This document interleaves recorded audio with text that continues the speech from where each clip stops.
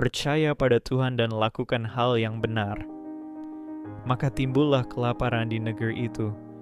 Maka menaburlah Ishak di tanah itu, dan dalam tahun itu juga ia mendapat hasil 100 kali lipat, sebab ia diberkati Tuhan. Dan orang itu menjadi kaya, bahkan kian lama kian kaya, sehingga ia menjadi sangat kaya.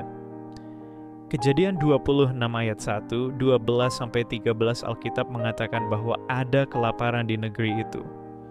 Ini berarti bahwa orang tidak memiliki cukup makanan. Ishak melakukan sesuatu melawan segala rintangan. Ia menabur di tahun itu dan menuai 100 kali lipat karena Tuhan memberkatinya. Sebuah tindakan iman ketika kebutuhan hidup meningkat dan ketika setiap orang mengalami krisis di dalam hidupnya. Ishak tidak menunggu seseorang untuk menolongnya keluar dari kesulitan itu.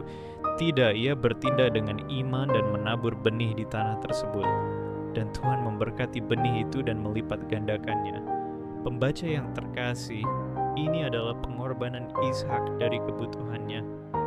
Saya ingin membahas tentang hal ini, bagaimana kita keluar dari kebutuhan kita. Hari ini mungkin kita mempunyai kebutuhan dan kita tidak mempunyai teman untuk menolong kita. Mungkin kita sakit dan membutuhkan kesembuhan yang dari Tuhan.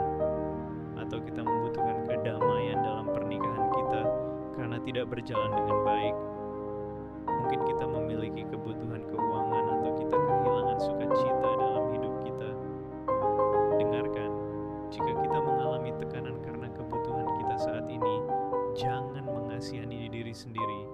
Jangan selalu melihat akan kebutuhan atau keadaan kita. Kita harus melakukan kebalikannya. Percayalah kepada Tuhan dan lakukanlah yang baik. Mazmur 37 ayat 3. Taburkan benih sukacita pada orang lain jika kita tidak memiliki sukacita. Jangan tinggal diam di rumah, tapi bersukacitalah dan bergembiralah ketika kita datang ke rumah Tuhan.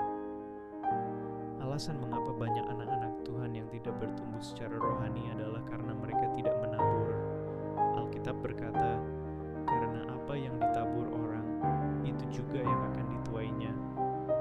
Jika kita anak-anak Tuhan, taburlah benih yang baik dalam kehidupan pasangan dan anak-anak kita, teman-teman kita dan di gereja, maka kita akan menuai yang baik.